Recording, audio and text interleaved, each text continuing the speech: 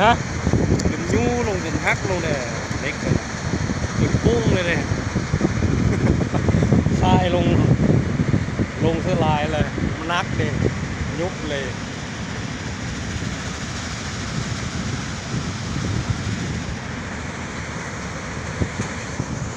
คนไทยเขาเอาวันผ้ามากั้งได้ไว้นำฝนเนาะเขาน้ำฝนมันละโบลงได้หูมันแข็งแล้วดิ